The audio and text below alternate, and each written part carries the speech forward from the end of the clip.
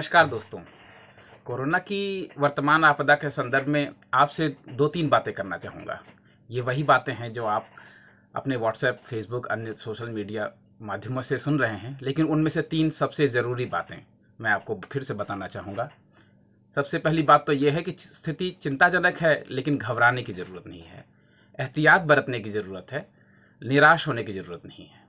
हर सुरंग के अंत में एक रास्ता होता है, वैसे ही इस सुरंग के आगे आगे भी एक रोशनी की किरण है।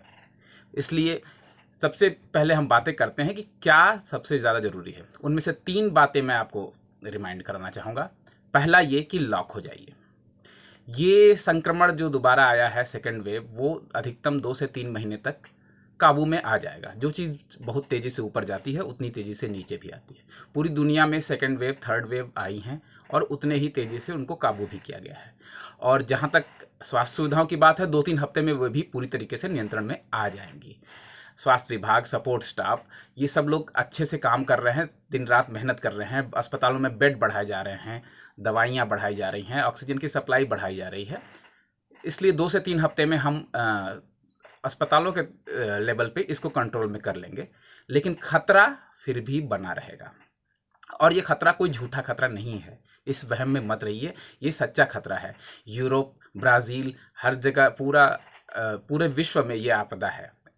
यूरोप का जिसकी पूरी की पूरी इकोनॉमी ही टूरिज़्म बेस्ड है, पूरा उनमें 1 साल से कोई टूरिस्ट नहीं आया। ब्राज़ील में 1 साल के नीचे तक के बच्चे अब मर रहे हैं। इसलिए इस वहम से दूर निकलिए कि ये खतरा एक सरकारों का षड्यंत्र है। ये सच्चा खतरा है, इसलिए इसको मानिए और इससे बचाव कीजिए। और इसमें ज़्यादा खतरे में आने वाले लोग वो हैं जो 55 साल से ऊपर के हैं या 55 साल की आयु क्रॉस कर चुके हैं।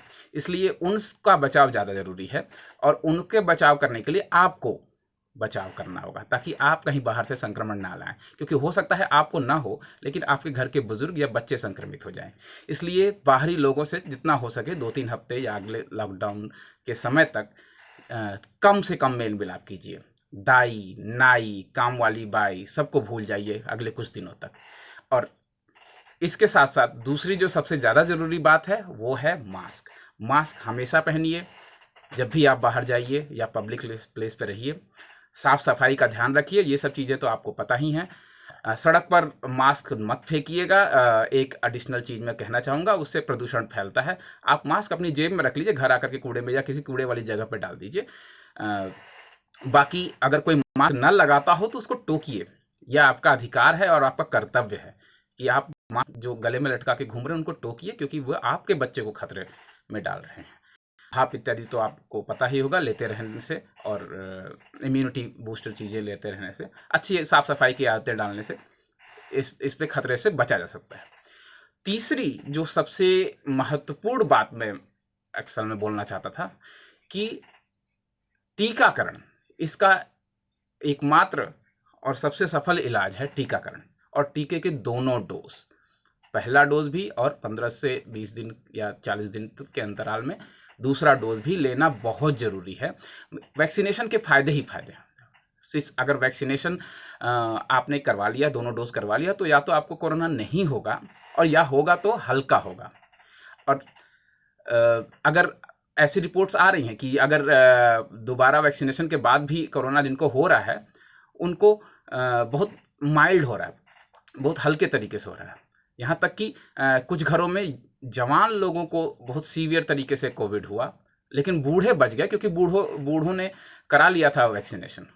बूढ़ों को वैक्सीन की दोनों डोज लग गई थी, जिसकी वजह से वो उनके बहुत माइल्ड असर हुआ।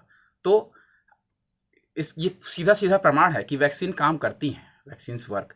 और ये भी देखा गया है कि जिन लोगों को वैक्सीन लगाई गई, उनके अंदर एंटीबॉडी साफ-साफ बनते हुए हमने देखी हैं।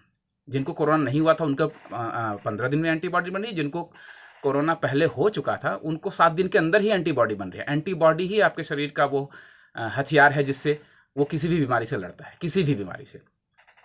तो अगले 2-3 महीने बहुत ही महत्वपूर्ण होने जा रहे हैं। सरकार ने भी 18 वर्ष के ऊपर के सभी लोगों को वैक्सीनेशन के लिए तैयार रहने को बोला है।